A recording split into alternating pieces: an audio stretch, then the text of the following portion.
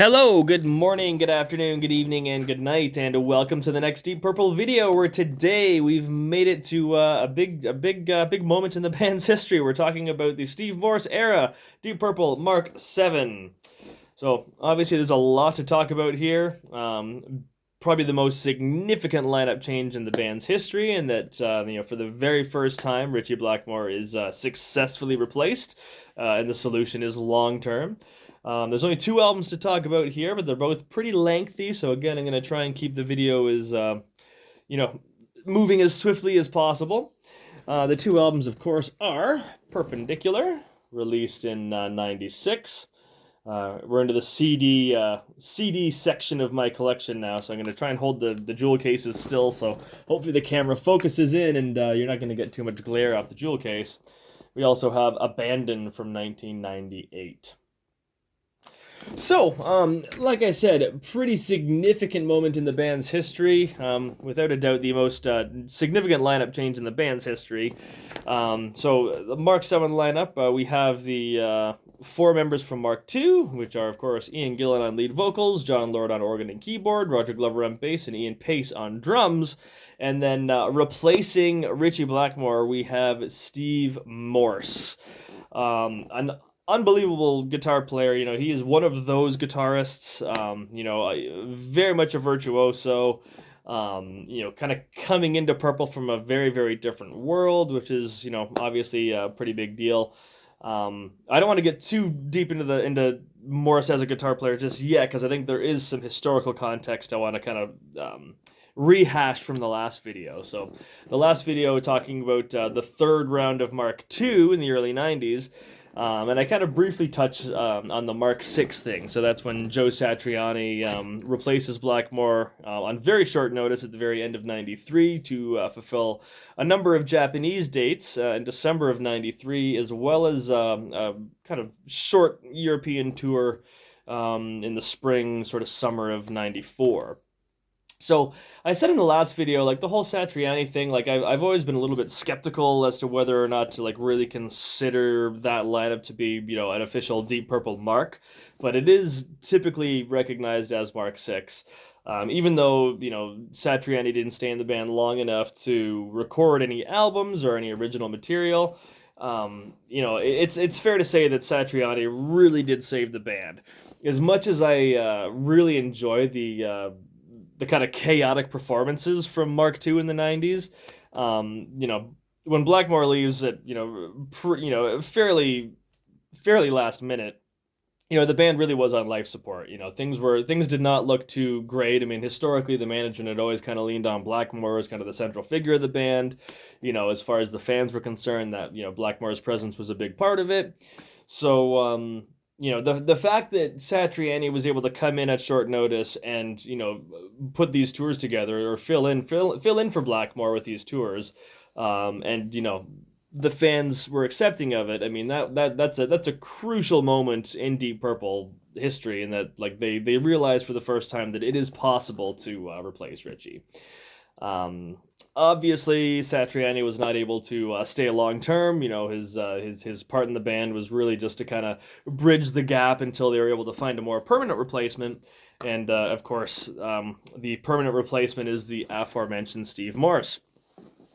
So Steve first kind of comes into the band. It's late '94, so that Satriani, by midsummer, it's determined that he can't be in the band full time. So second half of '94, they're looking for new guitar players, and by the end, they settle on working with Steve Morse, or kind of working on auditioning Steve Morse.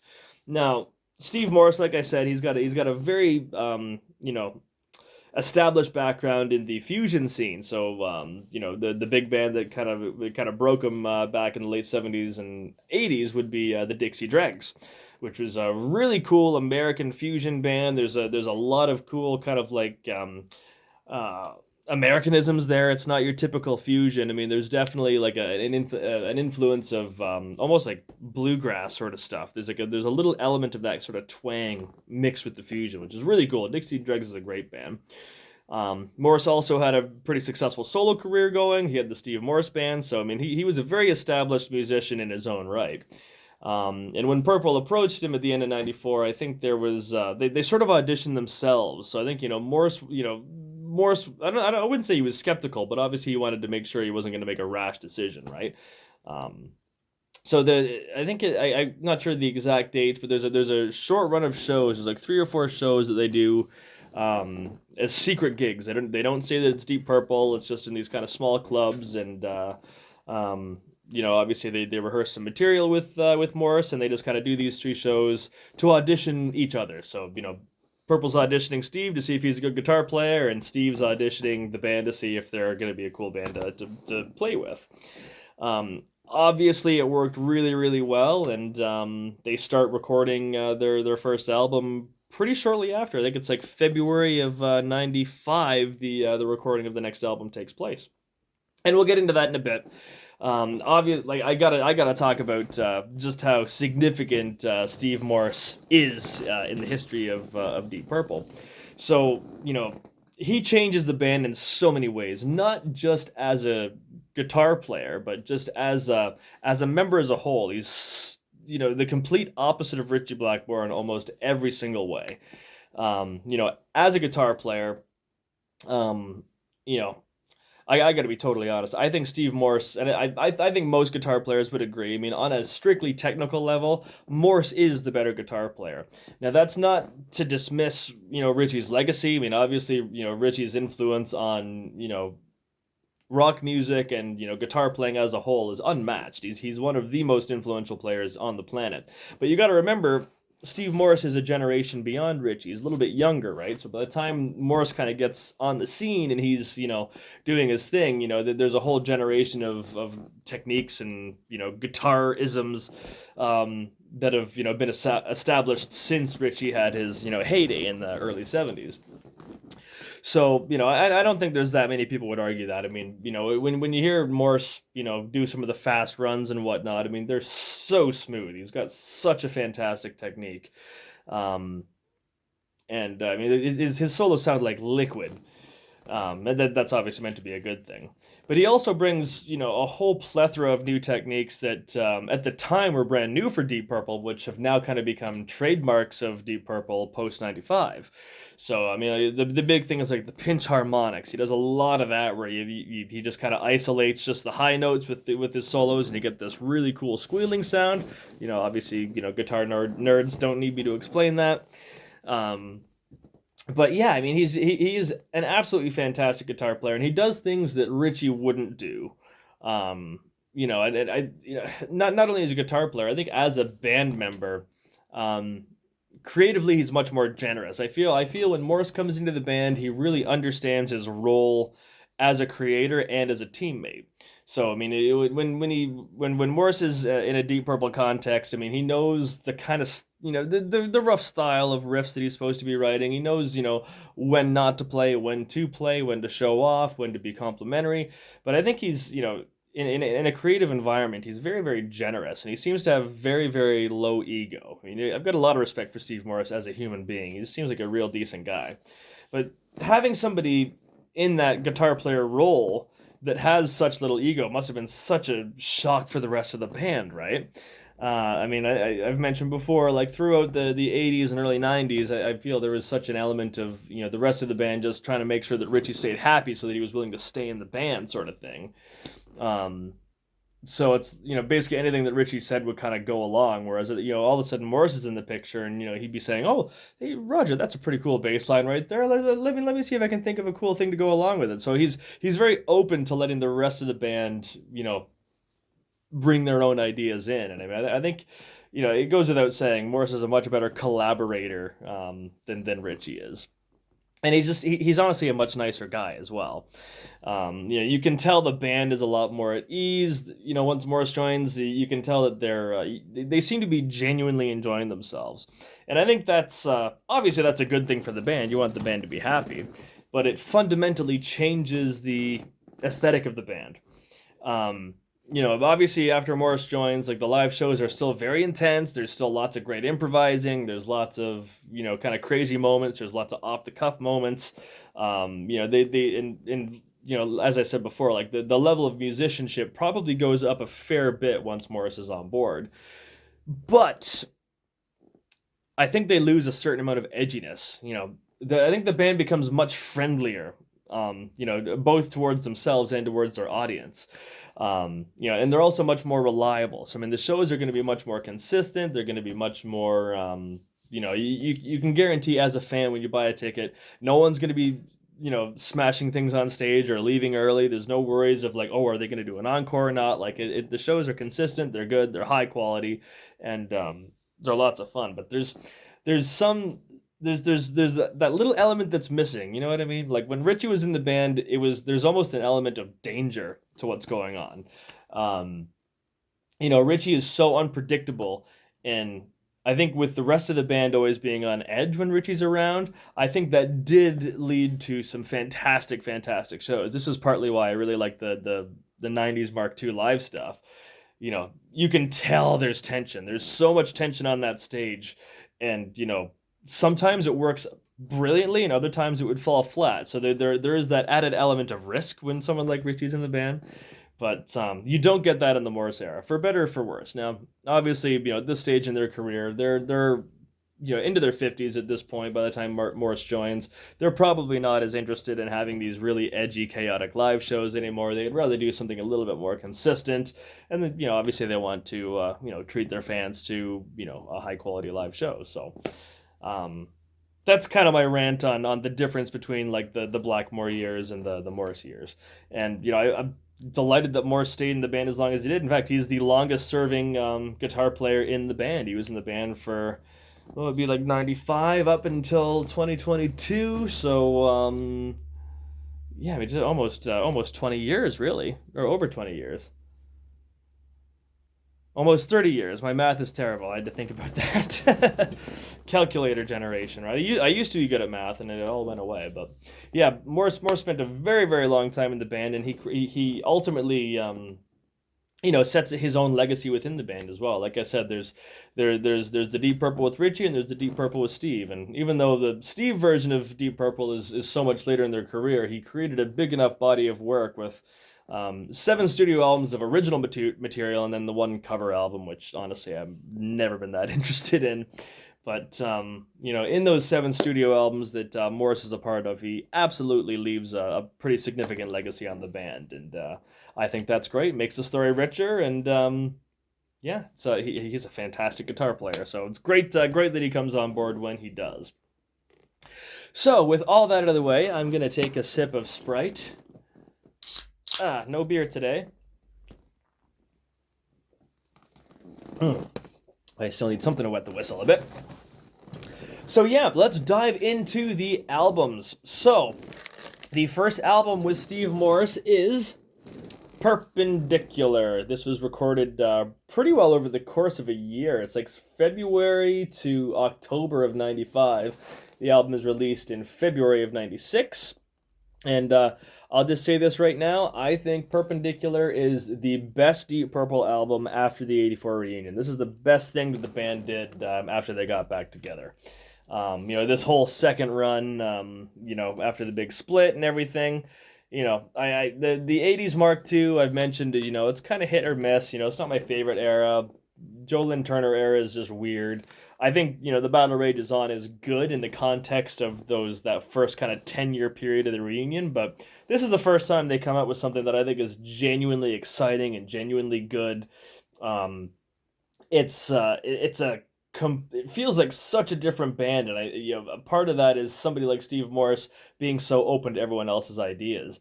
This is a very, very diverse album. It takes you in all kinds of different directions. It really does. It takes you on a whole journey. And really, for the first time since Fireball, it captures the band open to any idea they have. There's certain styles on here that they had never tried before, and they haven't really attempted since either. But that openness and that diversity, I think, is such a vital thing, for this album, and it really, you can really tell how happy the band is. Unfortunately, it didn't sell all that well. I mean, the whole Joe Lynn Turner thing, like Purple in the early '90s, I think that really did damage their profile a fair bit. And this represents kind of the start of building back up. unfortunately, I think the quality of the albums after this does kind of go down a little bit. There's one album, it'll be in a different video. It'll be a little ways down the road in my video series. There's one album that they did that comes really close to this, but I still consider this to be the best thing post '84. But yeah, it must have been such a shock to established fans as well. Like hearing Steve Morse and how different his feel is to Blackmore's. Again, like we get those really fast but super smooth liquid runs. Like he's such a smooth player. The pinch harmonics are really really cool, and it's just he's coming from a totally different angle. He's got there's definitely that jazz fusion angle, but it's not limited to that. Um, he's much less medieval. That's one thing you can definitely say about Steve. He doesn't have that uh, European sensibility, I suppose would be one way to put it, but doesn't really matter because again, he's forging his own footsteps, right? This is all about him stamping his own mark on an established band, and honestly, I think he does it brilliantly. The album cover I think is pretty cool. I always thought it was like a weird fireball, but it looks more like a broken matchstick the more I look at it. I think like the font is pretty cool, like the red scribble font and all that, and then you get I've always been fond of that kind of wacky Deep Purple logo as well. They only use it for a couple of albums around this time, but quite cool. I think it's a great album title too. Purpendicular was spelled Purp for the perp. I think that's really cool. The inner sleeve is kind of funny on this one. This is you get your lyric sheet, but it kind of unfolds into like the big poster. So you get your band members and all that. We got Ian, Steve, John, Roger, and Ian. And the inner. I'm not a huge fan of these like fold out inner sleeves, but the cover on its own is quite cool. So we'll dive into these songs then, shall we? There's a lot of songs here. Like I said, I'll try and keep this efficient. 12 songs, and the album is, I'm not sure if this is over. I think it's just about an hour, which is a bit too long for an album in my opinion, but the quality of the album is such that it tends to fly by pretty quick. So the album opens with an out-and-out Deep Purple classic. We get Ted the Mechanic, or as it's called on the CD, Vavoom, Ted the Mechanic. But, all the fans know it as Ted the Mechanic. Fantastic song, and again for the hardcore fans in 1996 that weren't sure what to expect, that must have been a pretty wild shock to hear that first like guitar intro, especially. What a way to introduce himself to the fans too. That intro is so cool. It's really the kind of chicken picking style. There's that southern influence coming in again, right? Really cool intro, and then the riff is fantastic. Very, very heavy, but also bouncy and very fun. Not the kind of riff that Richie would come up with. And right off the bat, I mean, we hear John Lord's presence again. It's another notable thing about this era is that suddenly, there's a balance between the guitar and the keyboards again. It's not the 80s and 90s. Or 80s and early 90s Purple, where it's like 80% guitar, and then John Lord gets a couple of moments here and there. Like John Lord has an equal presence on pretty well all the songs on here that Steve Morse does. So that's really cool. But yeah, back to Ted the Mechanic. Great riff. I think the lyrics are great. This is one of Ian Gillan's classic, stories of the road, crazy, kooky characters that he meets up with. It's a song about a guy named Ted, and he was a mechanic. Couldn't be more straight up than that, right? But yeah, great riff, great guitar solo. I love the dynamic verse, and Lord kind of gets his little moment there. Yeah, it's such a great song. Really shame. It's a real shame that they stopped playing this live because Ted the Mechanic should have been. I think that this should have stayed in the set consistently right through to the present day. They dropped it after John Lord left the band in 2002. They brought it back for like a little bit in the mid to late 2000s, but it's been years since they've played it, and I think that's a crime because a song like Ted the Mechanic should be a live classic, and I don't think it ever should have left the set. It's so symbolic of this like exciting era when the band is realizing that they can in fact carry on without Richie Blackmore. But alas, it's another one of the many classic songs that they stopped playing live, which is unfortunate, but is what it is. We'll move on to track 2. We get "Loosen My Strings." Again, such a fresh sound. This is unlike anything that Purple had done before, really. Um, it's nice hearing John Lord kind of taking a lead part on the keyboard. That's very much a synthesizer kind of a tone, like an electric piano rather, but put through some sort of effect. Very trebly sound. Morse is playing along with the piano, but or the keyboard or whatever, but the piano is still kind of like the focal point until the bass comes in. Anyway, there's a really cool bass line that boom, biddly bum bum, biddly bum bum, biddly bum bum, biddly bum bum. Sounds really, really good. But that's what I mean about the keyboard, though, is the fact that, I mean, even if John Lord isn't necessarily soloing, the keyboard parts that he writes on this album, they're fully integrated into the songs. You know what I mean? Like they're not like they influence the composition. Whereas a lot of the stuff on Perfect Strangers, House of Blue Light, etc., most but not all, um, there's a guitar riff and then Lord just kind of plays the chords in behind. Whereas now, like he's playing figures that there's some counterpoint there. There's some his the stuff that he plays is equal to everything else, but it's also influencing everything else. Like it's fully integrated into the composition. It's not just kind of playing chords, which I really like. But yeah, "Loosen My Strings" is really good. I mean, it's a much slower paced number. It's a great way to kind of like get some breathing space after all the heaviness of Ted the Mechanic. It's almost a ballad, but not quite.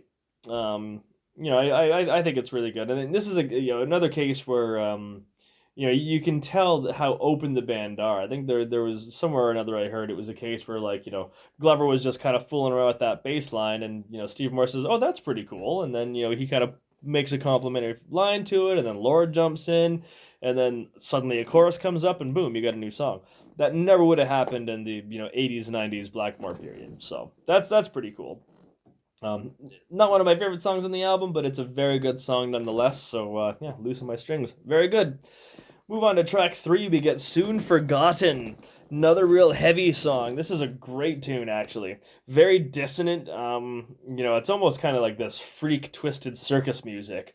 I love the organ intro is very menacing and whatnot, and I like the guitar squeals, those pitch harmonics that Morris uses in that intro and the outro. I think that's really, really good.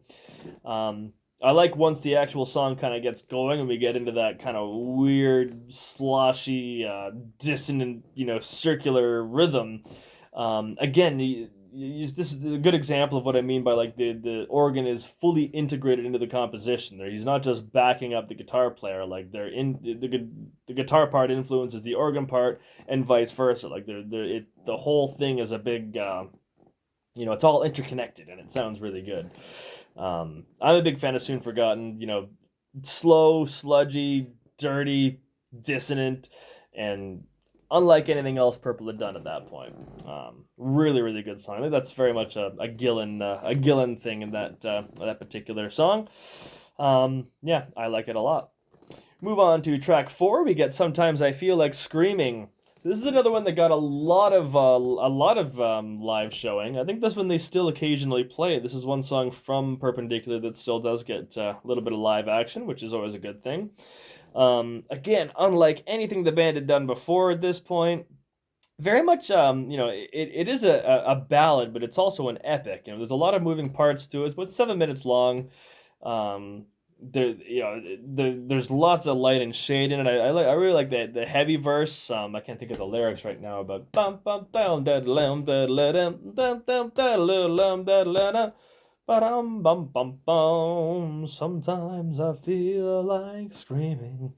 The guitar, the main guitar melody in this song is absolutely fantastic. It's another great way for Morse to really seal his impact and affirm his presence within the band.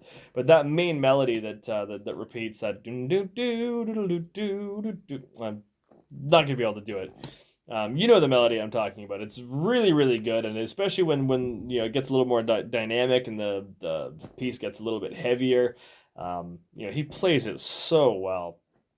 Yeah, and it's a great song. Took me a little while to like. Sometimes I feel like screaming, and when I first heard it, I was a little bit underwhelmed because I wanted heavy, I wanted high energy, I wanted all the craziness. But as a composition, it's remarkably well put together and very deserving to be still in the live set occasionally today.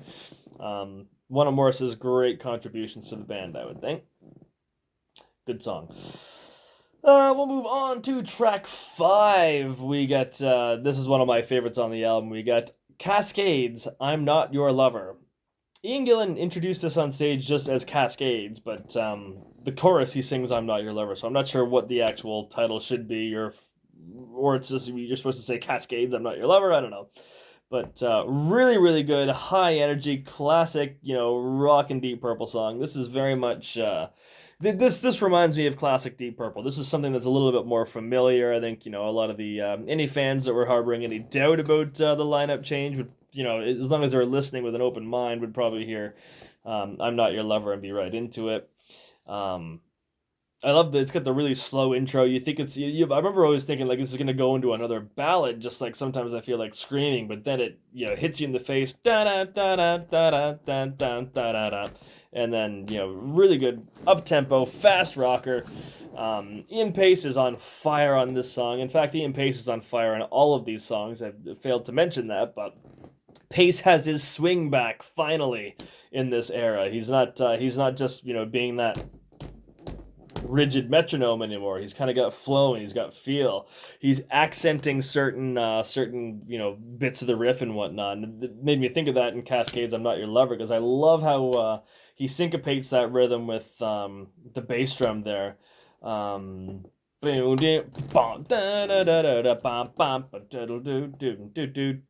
the first part. That's something that I don't think would have happened in the Blackmore era, because he was being a metronome. But no, I think Pacey puts a great performance in for "I'm Not Your Lover." The whole band is on fire, really. Great little bit of Gillan lyrics and whatnot. Great vocal performance as well. And this is kind of like your classic fast-paced, high-energy Deep Purple track. But again, it's not very Blackmore-y, and why would it be? Because there's a new man in the office, so to speak. So yeah, one of my favorites on the album. Big fan of Cascades. And then we get to track 6. We get The Aviator. Um, this is really good. I really like this. I wouldn't. I think I consider it really good because it's so different. And this is the kind of stuff that really reminds me of like the Fireball spirit. In Fireball they put on Anyone's Daughter, which is really cool. The Aviator. It's nothing like Anyone's Daughter. It's not really, just obviously it's not country and western, and it's not really comedic, but it's just so different. It's almost kind of like a Highlands folk song, like some kind of Celtic element to it, but not medieval, not the kind of thing that Richie would do. I think it's really good. I think the intro and the outro are really, really powerful. Sounds really good, and great marching snare by Pace. Um, and yeah, the kind of song that never would have happened if Blackmore was in the band. So you can tell this is one of those things that they play 2 bars of it and you'd be like, that's crap. I'm never gonna play that ever again. But I'm not the leader.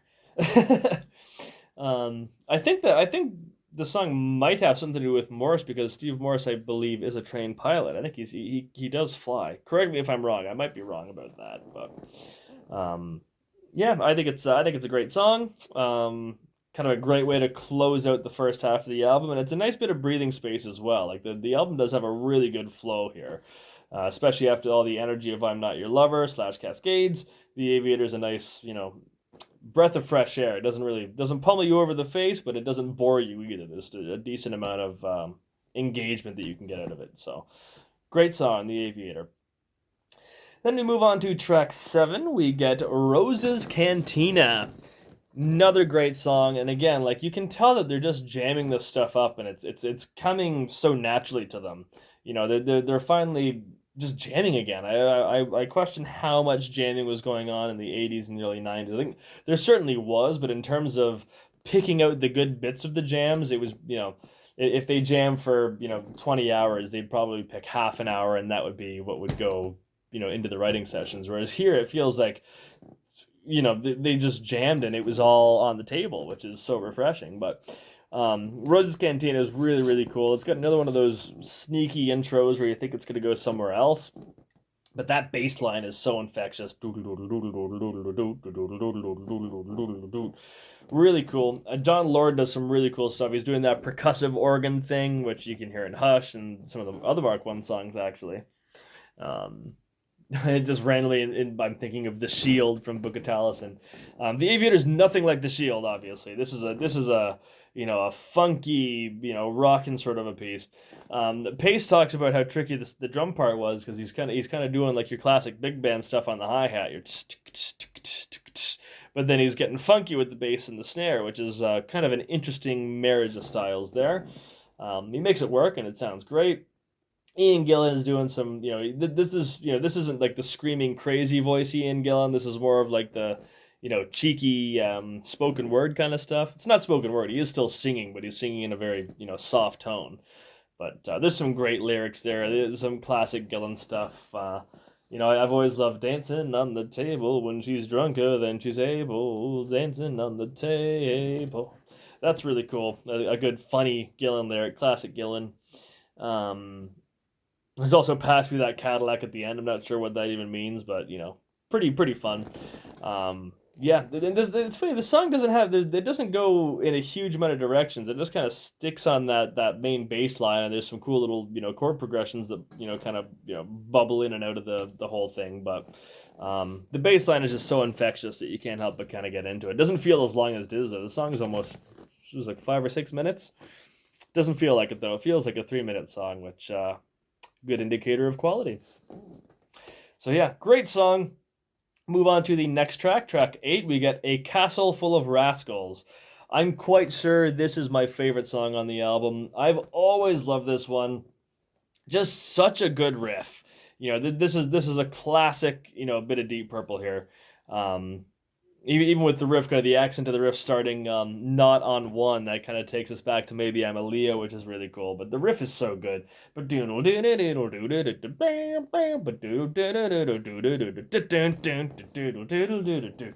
kind of get that slow halftime riff, and then the verses are much more chaotic. A little bit reminiscent of Speed King, that that's that 50s rock and roll, that old school rock and roll style is there. It's got a great middle section as well, that very ethereal section. I really like Gillan's like that. That's more of a spoken word thing there, where he's prepare the Inquisition. That sounds really good. And then when it builds back up again, castle full of rascals, a fortress full of thieves. That whole section is really, really great. And then some phenomenal solos from Lord and Morris, and we come full circle back into that riff. And as far as I'm concerned, this is absolutely classic Deep Purple material. I don't think this song was ever performed live, which is terrible. It's a terrible shame if you ask me, because like I'm if it's not A Castle Full of Rascals, it might be Ted the Mechanic is my favorite song, but no, I think Castle Full of Rascals it takes the cake for me. It's so good, better than anything on any of the 80s Deep Purple albums, if you ask me. That's controversial, I know, but it is what it is. It's a great song. Then we move on. Track 9, we get A Touch Away.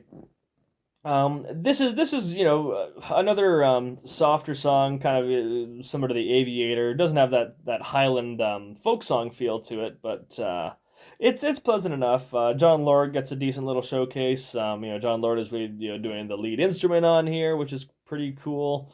Overall, though, it's not the most memorable track on the album. If there is a criticism to the Morris era, there's a little bit too many ballads, I think, and there's still very few. There's a couple on Bananas. The one on Rap to the Deep is pretty good, actually. And then the ones on Why Not and Beyond are actually really, or not Why Not, What Now?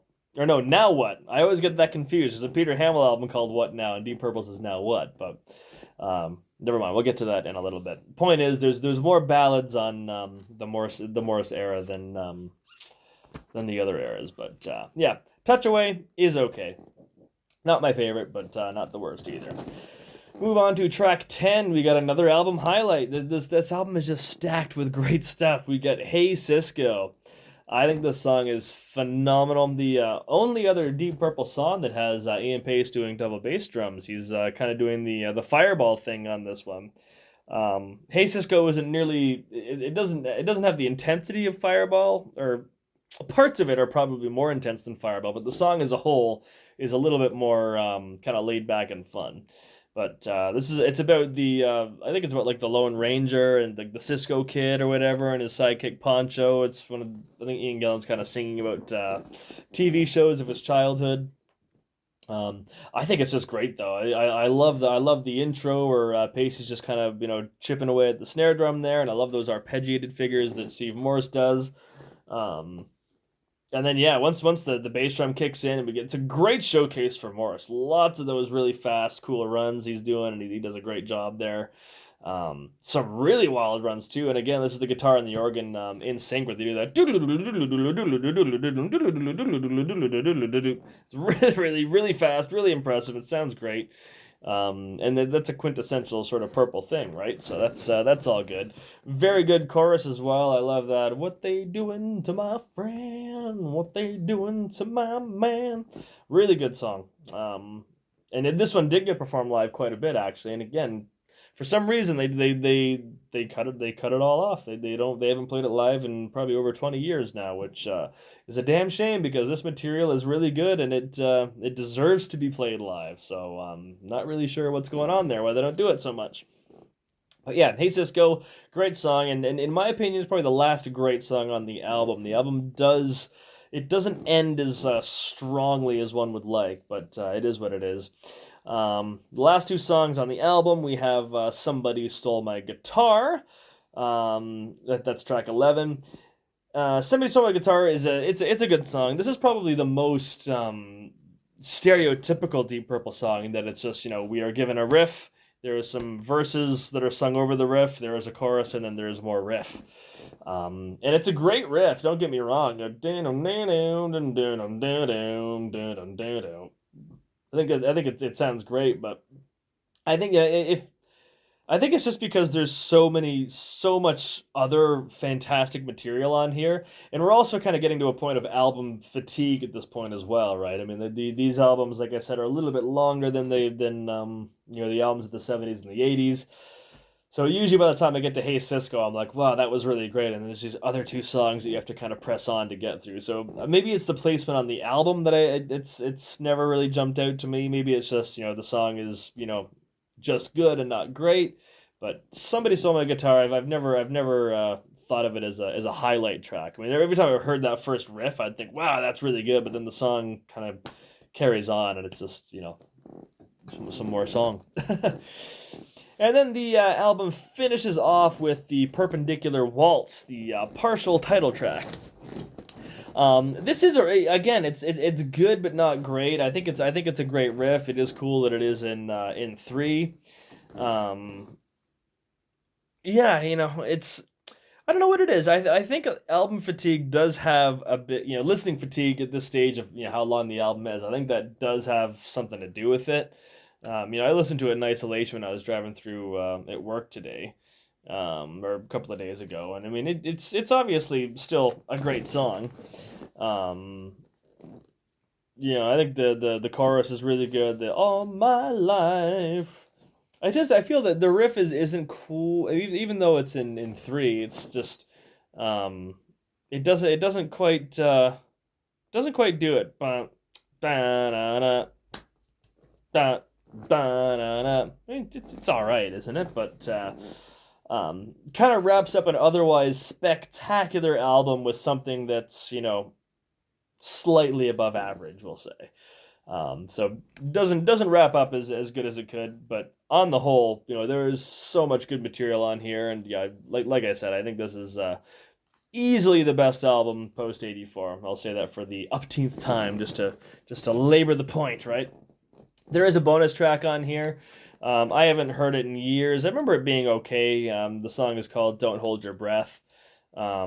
again, I find I don't tend to listen to it that often because it's not usually available on Spotify. And by the time I get to the end of Perpendicular Waltz, it's like time to give my ears a break because, these hour-long albums are just they're a little overkill, right?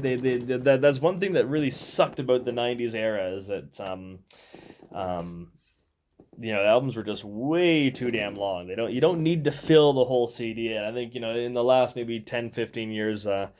Artists have realized that no, you don't have to fill the entire CD. That album length of like 40 to 50 minutes is just perfecto. And if you're gonna do a double album, well, at least in the case of a vinyl, you can kind of space things out and you can still give yourself that break, right? It's not this constant ride for an hour and a half, right? So obviously, after Perpendicular is released, they do a huge span of touring. They go into some really obscure places too. Actually, they're in South America, they're in South Africa. They do some stuff.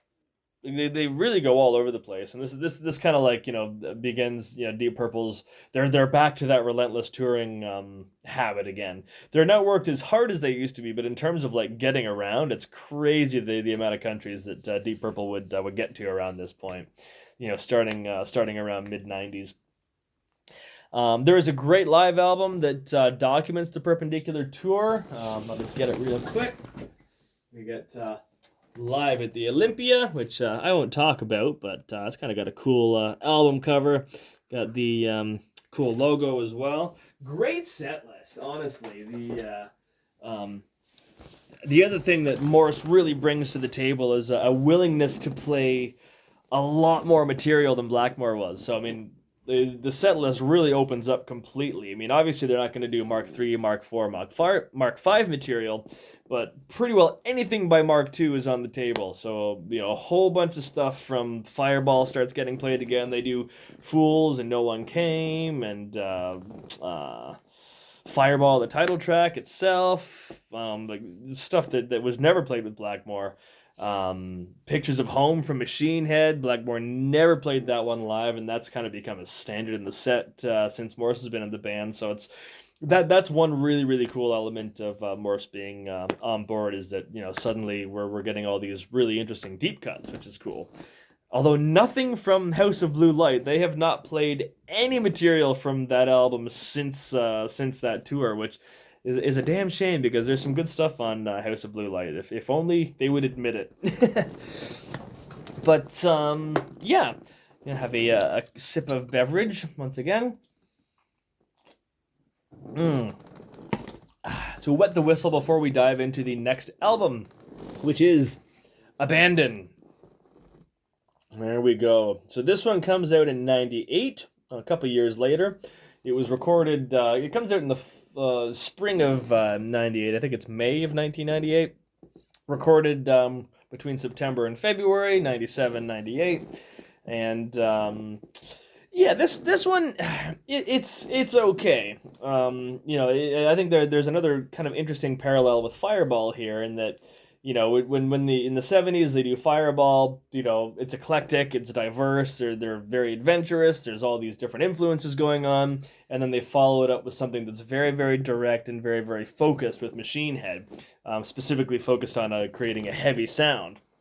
And they kind of repeat that with Abandon, because Abandon very much lacks the diversity and exploratory nature of Perpendicular. This is very much focused on being heavy. In fact, I think a reasonable argument could be made that Abandon is Deep Purple's overall heaviest album.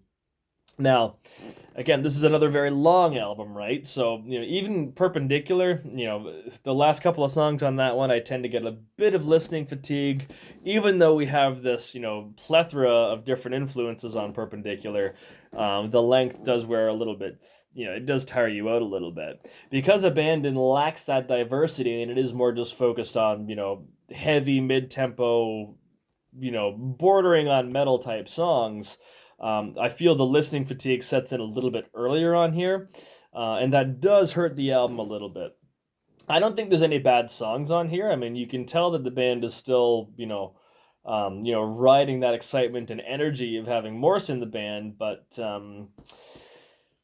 Yeah, I think it lacks a bit of that diversity. There's a couple of ballads on here, but even the ballads have this kind of very brutal, heavy edge to them. It's almost it's the closest Deep Purple comes to like new metal. There's a couple of stuff on here where I mean Gillan doesn't quite rap, but there's a few moments where just the inflection of his voice on a couple of tracks definitely conjures up that era, that late '90s era, and I mean, it's probably like sacrilegious to even, say Deep Purple and new metal in the same sentence, but there's a fraction of a percent of influence on here, I think, and it's one of the rare cases where I think Gillan is, openly trying to be down with the kids. I shouldn't say openly. It's very subtly trying to keep down with the kids. Maybe I'm totally off base. I've got no idea, but that is one characteristic that I've always thought of with this album. But like I said, there's really no weak songs on here. It's just very difficult to listen to it in one sitting. You kind of got to give yourself breaks because it is very intense. It is very loud. It is very heavy. And like I said, those are all good qualities, but there can be too much of a good thing sometimes.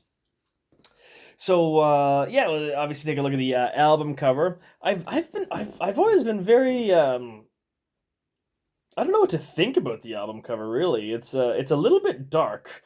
You see this diver, jumping off of a skyscraper. Obviously he's wearing his speedo and his he's I don't think it's meant to be that's what it looks like, offing himself or whatever. But I mean, it sure looks that way. It looks like New York City skyline. And like the back cover and like all the inner sleeves are basically just multiple views of this diver jumping off a building. Yeah, like I said, I've always found it to be a little bit dark, and it doesn't really fit the Deep Purple aesthetic for me. I think. Yeah, there's something about it that doesn't seem very Deep Purple. Again, you get like the chain link fence. Again, this feels very late '90s to me, right? But yeah, very strange. I have no idea how well you can see some of those pictures. I'm just kind of flipping it randomly in front of the camera here. But yeah, I don't know. I'm probably ultimately not too fond of the album cover, but is what it is. You get the album logo and the scary red font. They do emphasize the pun of the album title. So abandon is the formal name, but they separate in dots the different letters so you can say a band on, indicating that the band is on. They're on their A game. They're doing very very well. So yeah, kind of interesting album title, and yeah.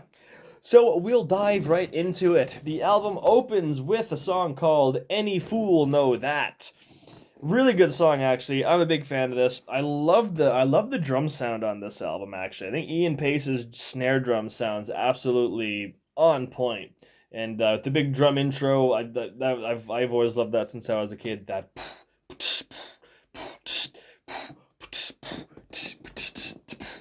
doing like all kinds of cool little ghost notes in there, and then the organ very slowly churns up and then explodes into the main verse. And this is where we kind of get Ian Gillan sort of kind of rapping, which honestly, it's when you say it out loud, you would think it would be a lot more awkward and embarrassing, but it really isn't. I think he does it very well. Given the context in which he is doing it. I think it comes across pretty decently. If you're in the right city at the right time, what's the last thing going through your mind? Not talking about you ask no questions. No, it's a lie. You're just a victim of a corporate crime. I could probably do the whole first verse, but I won't put you through that. It sounds better when Gillan does it. But it's a great riff. Like I said, I do like Gillan's kind of rapping there. I think it's a great song. I really like kind of like I'm not sure if it happens just once or twice, but that won't it be nice when everything falls into place. I think that's really really cool. The first solo of the album is an organ solo, so that's fantastic. Always good to hear John Lord opening the proceedings with some great organ. There's some kind of weird, like almost Eastern sounding chords as well during some of the. I think the "Won't It Be Nice" section, which sounds really really cool. And yeah, great guitar solo towards the end, and yeah, it's shows that the band they're still operating on top form after Perpendicular. Um, yeah, we move on to the second song. We get Almost Human. Another great song, really good kind of chugging song.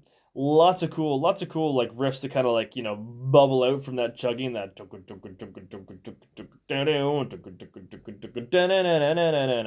think that's really cool. It's a little bit more laid back than Any Fool Knows That, but it's still very loud and very crunchy. Not as laid back as say "Loosen My Strings" was as the second track on Perpendicular. This is still quite heavy, but good classic bit of lyrics from Gillan. It almost sounds like he's like reminiscing on his drunken days at times. I really like. There's some really impressive fast runs between unison runs with the guitar and the organ, which is really good. Great guitar solo. Yeah, just another great song. Really, this was played live quite a bit. It's a shame that very little of this album was played live, and even by the end of the Abandoned tour, they pretty well abandoned all of the songs from Abandoned, which is a shame. I think Almost Human comes back a few times in the early 2000s, but yeah, it's strange that they didn't see a lot of this material as being suitable for the road or whatever, or just maybe the reception wasn't as positive as they would have liked. But in any case, Almost Human I think gets the most live time by the band. So yeah, there's that. Really good. We got track 3, Don't Make Me Happy. Good song. I'm not totally convinced though. This is kind of a bluesier song. Um, one song that I compare it to is, I mean, this is like the first part of Place in Line. This is a lot better than Place in Line though. I mean, Gillan is singing in a much where he's more comfortable on this track. I do like the kind of like polyrhythmic feel during the chorus, where Pace is doing the shuffle. The guitar is going boom, dim, boom, boom, dim, boom, boom, dim, boom, boom, dim. I think that's really cool. And of course, you get Gillan, don't make me good, don't make me bad, don't make me happy, which is really good. Great vocal performance by Ian Gillan on this song. That's one thing I will definitely give it. Gillan's vocals on this whole album actually are really good. They're good on Perpendicular as well, but I think his vocals are a little bit buried in the mix. He sounds great here, and I think this is probably the best Gillan sounds in his older voice. I've mentioned before, like I find he seems to be struggling in the '80s a little bit. The '90s, his voice is very different, but there's a grittiness to it that I think is really good, and I feel that develops over the course of Perpendicular and Abandon. It kind of peaks around here, and then after that, age kind of sets in. But for the most part, Gillan's voice, I think he knows how to use it, and it's he's done all right. Considering his age, he still sounds pretty damn good. So I've never been one to complain about Gillan's voice too much, but. Yeah, Don't Make Me Happy, okay song, not one of my favorites. Track 4, however, Seventh Heaven, is one of my favorites. This is a fantastic song. This is one of the more proggy things. Almost reminds me, again, I'm comparing it to old Mark II songs, but Seventh Heaven reminds me of almost like Fools, like parts of Fools, without like the big middle section. But the intro was really cool. There's lots of cool little intricate parts there. Gets into the main riff, and it's in 6/8, I think it is, which is really cool. And one of their heaviest riffs, that again, there's some cool syncopated organ parts behind the guitar. They kind of create like a some counterpoint with each other, which I think is really cool. Some great pinch harmonics from Steve Morse there. And just a great song. I like Gillan's voice. I like how it kind of descends and then comes back up during the verses. Really good stuff. The solo is really cool too because we get a couple of verses. It goes back into that cool intro, that intricate intro, and then it starts building up again, and you think it's about to explode, and then it goes into a very low key, dynamic version of that main riff. But it's just Roger Glover on bass, boom, boom, boom, boom, boom, boom, boom, boom, boom, boom, and very very tasteful solo from Steve Morse there. I think that works really really well. So yeah, Seventh Heaven I think was always a highlight for me on this album. Big heavy song, very complex, lots to it, kind of proggy. Can't go wrong.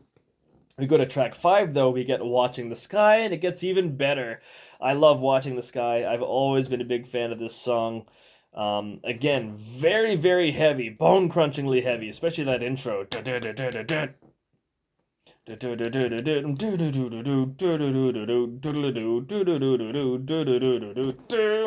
I love that riff. It sounds really good. Very menacing with Pace doing the really slow tempo behind it. And then what for me what makes the song is the contrast between the very mellow verses and then back to that really heavy riff. I think the verses are beautiful. Actually, they're very atmospheric, very ethereal. Um, I think Gillan put some great lyrics in there. It even has like that electronic percussion at one point, which is kind of unusual for a Deep Purple record, but it works and it fits that atmosphere really really well. I think Gillan's lyrics during the heavy bits are great because again, like when he's doing that when he's singing over that do do do do do do do do do do, it's very menacing, and I think that's where I meant parts like those parts on Watching the Sky. That's what I meant when I said there's like a fraction of a percentage of like a bit of new metal in this album. Um, but what's great, what makes it okay is that Gillan will sing in that he sings in that very aggressive style, but then he sings 1 2 buckle my shoe or um yeah, I can't think of the specific lyrics there, but it's the 1 2 buckle my shoe always gives me a laugh. Um, and I think that's a great contrast where he has that aggressive singing style, but he's singing something kind of silly and fun. And I think that sums up Gillan very, very well. Um, yeah, again, another proggy thing. Watching the Sky. For what it's worth, I think Watching the Sky is the best thing on the album. This one did get a bit of airplay, like a bit of live showings, which is really good. Again, I have no idea why they don't play it live anymore because it's this there is so much classic stuff in this era, but it's like they've never really given it a chance because a lot of the stuff doesn't stay in the sets. I mean, obviously they got to balance it out. They got to bring in whatever the newest album is. They got to bring new songs from the new album. They got to play enough old songs to keep the fans happy. But um, again, going back to Ted the Mechanic, there's no reason why Ted the Mechanic should have been dropped. It's so symbolic of this '90s period. It's a shame. But anyway, Watching the Sky, probably my favorite song on the album. Love the progginess, love the contrast between the heavy and the light. Um, brilliant bit of late '90s Deep Purple there. And then we get to track 6. We get Fingers to the Bone. So this is this might be where some of the listening fatigue kind of sets in a little bit, and we're only halfway through the album right now. But what I find with Fingers to the Bone is that it's really trying to be sort of a tender ballad, something like a Touch Away or sometimes I feel like Screaming, but it can't escape that heavy style, right? So we kind of get the lush acoustic intro, which to be honest doesn't sound that lush actually. The production, I don't think it doesn't work for the acoustic guitar there. I think it's almost hard to tell it is an acoustic, but it seems to be trying to herald this softer piece, but then we're right back into that heavy riff. Dum, dum, dum, dum. And the song almost seems to be, battling between this heavy riff and this guitar refrain that kind of comes back and forth, this acoustic guitar refrain. And, again, there's really no bad songs on the album. I mean, Fingers to the Bone is still a good song. It's just, again, where it comes in the album, like, you kind of need that break a bit, and it's it's a decent enough piece. Again, certainly not one of my favorites on the album. Gillen churns out another really great vocal performance, but yeah, I think it might be that that riff kind of has a droning effect. Da da da da. Um, for whatever reason. But like I said, it's okay. Not one of the best pieces on the album, but it's certainly not a bad song by any means. It would probably be a really good song on Slaves and Masters or something, right? But yeah, that's that. That's track 6, Fingers to the Bone. Track 7, we get Jack Ruby. This song is really great. I've always enjoyed this one. Again, after Fingers to the Bone, it picks things up a fair bit. Even though Fingers to the Bone is still really really heavy, there's something about that. There's that southern style riff that opens it. That whatever it is. Um, I think it's great, and that's such a Steve Morse thing. You can kind of hear that Dixie Dregs thing coming out there to a certain extent, or not Dixie Dregs, but just where he's a Florida guy. I'm pretty sure, isn't he? Yeah, Steve Morse is a Florida guy. It sounds like swamp rock to me. And then it kind of lays into that nice chilling mid tempo groove.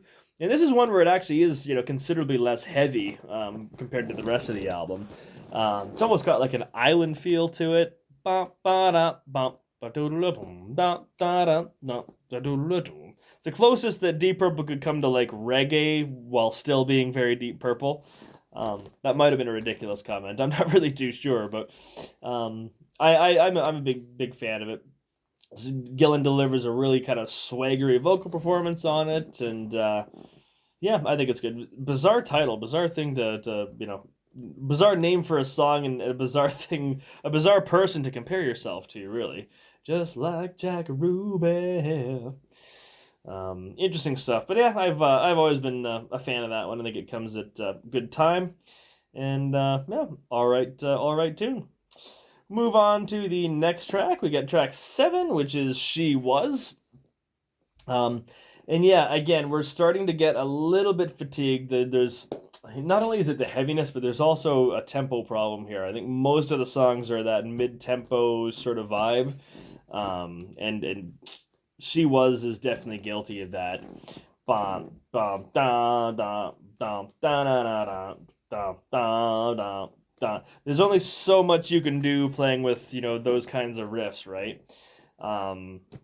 This is another one that is probably one of my lesser favorites. Now that I think about it, it's got a fun enough groove to it, but this is where Gillen seems to be trying to keep up with the times. Like there's certain inflections the way that he sings certain things, and I mean he's always kind of sung that way, but what is it? Said she's coming my way. Is she coming my way? Da, da, da, da, da, da. There's a certain inflection, the way that he sings that. It sounds like he's trying to be very 1998, which maybe he wasn't. I don't know, but yeah, it's okay. It's starts to feel a little bit the same. A little bit samey when compared to the rest of the album that we've heard so far. And again, this is the 7th track on the album, and it's again you're starting to get tired of that mid-tempo, heavy, crunchy guitar, Gillen trying to be cool kind of thing. So yeah, not one of my favorites on the album.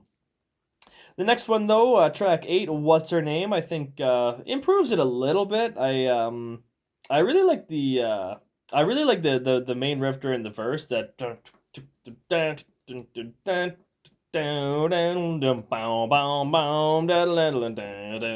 think that's very easily to identify as like classic bit of Deep Purple. The verses are a little bit poppy. This is probably a song that suffers a little bit from that, like the lesser songs on House of Blue Light, where they have that kind of poppy character. Like it might be comparable to that. That main riff though, that boom boom boom, I think they've used that as a template for a number of songs that they'd record, beyond in the Mark 8 era when Don Airey comes on board. There's a few songs that I can think of that kind of they seem to trace their way back to something like What's Her Name. Again, not one of the best songs in the album, but it's okay. Parts of it I like, parts of it I don't like. pretty middle of the road, really. But yeah, all right song. Kind of a funny lyric, you know. I love when Gillan's, "What's her name's back in town." That's always been a funny lyric to me. We move on to track 10, though. We get the song 69. Now this is a real heavy song, but they changed the formula up a little bit, and we finally got something a little bit more up tempo, something that's probably closer to like a Highway Star kind of a tempo. And it is a great riff. I find it's a little bit too similar to the Seventh Heaven riff. It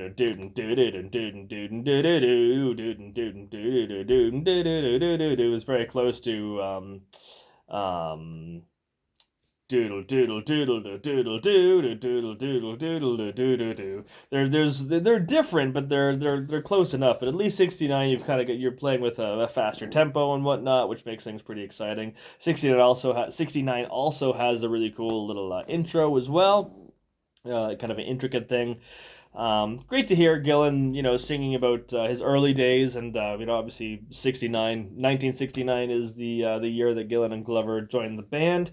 I guess the lyrics are kind of talking both about their time in episode 6 as well as their time when they first joined Deep Purple in July of 69. So that's always cool, having a song at this stage in their career where there's little elements of reminiscing or whatever. But yeah. Decent song. Probably is one of the better songs on the album, to be honest. But it's just it comes in so late. It's just you're already kind of exhausted from all the other heaviness that we've had so far. But in isolation, 69 is a great song, and this is one that got played live quite a bit as well, which is kind of cool. Then we get track 11, the last original song on the album. We get Evil Louie. Pretty good song. Again, it reminds me a little bit of the Purpendicular Waltz. I mean, it's not in a weird time signature or anything like that, but yeah, it's we're back to that mid-tempo riffy thing. Ba ba na na don't don't don't don't don't. And again, after out of context on its own, it's great, and but it's so tough by the time you get to you've been listening for almost an hour at this point, and it's like another one of those riffs, right? So again, not one of my favorites. It's okay. Funny lyrics about a load of monkeys during the chorus, which is pretty entertaining, but on the whole, it's okay. Pretty average song. I think the really good stuff on this album is very much at the front, and then the second half does kind of trail away. And I don't think that's necessarily because of like the listening fatigue. I think that's just kind of how it is. But we get to the final song on the album. We get track 12, which is Bloodsucker, a re-recording of the In Rock classic. I think it's really cool that they decided to do this with Steve Morse. You can really see how different the band is, how far they've come since the In Rock days. Especially when you hear Bloodsucker, played with the current band at this point, like the Mark 7 band, after a whole set of the material that they just come up with. They had a very different writing style in the early 70s. But it's great hearing the dueling solos between Steve Morse and John Lord. I think it's great to obviously this is John Lord's final album with the band. I haven't mentioned that yet, but that's obviously a notable fact about this record. So I think it's great that the last thing that John Lord does on a Deep Purple record is he gets to do that dueling organ guitar thing, which is fantastic. The arrangement's a little bit different too, like the actual like intro is very different on the abandoned version. You got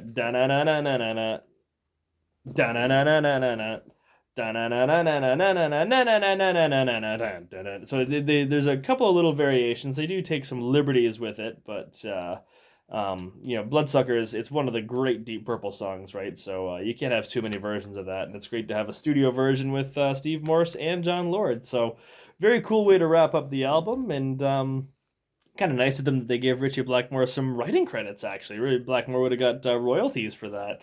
So they must have been feeling generous that day when they wanted to record this song. But yeah, that is Abandon. Like I said, it's I feel like I was kind of dumping on the album, and I don't mean to, because I think it is really good. I think there's no bad songs on the album. it's too much of the same. If you know, the better songs are still at the front. I stand by what I said a minute ago there, but it's not like the other songs are bad. It's just too much of a similar formula. So that's my biggest criticism of Abandon. But you know, as a pair, you know, the Perpendicular and Abandon, I think they both make up a really interesting and noteworthy period in the band's history. Obviously, this marks the beginning of Steve Morse's very long-running tenure in the band. I'm kind of sad that Steve's not in the band anymore, but you know, we'll obviously get to that. I'm wondering if the new album will come out right around the time that I actually release it'll come in sequence by the time I talk about Mark 9 or whatever, but we'll see. I mean, truth be told, I'm not super. My hopes aren't high for Equals One, the title of the most recent album. I thought it was like 7 or 8 years ago they went on their farewell tour, and they said that Whoosh was going to be the last album, and then somehow COVID meant that they had to do a covers album, and then Steve Morse left, and then they decided they were going to do another goodbye album. So I don't know. You know, I'm way off topic now, as we're probably well over an hour into this video. But I'll save my skepticism regarding the Mark 9 lineup for another time. You know, and no disrespect to Simon McBride, I should say as well.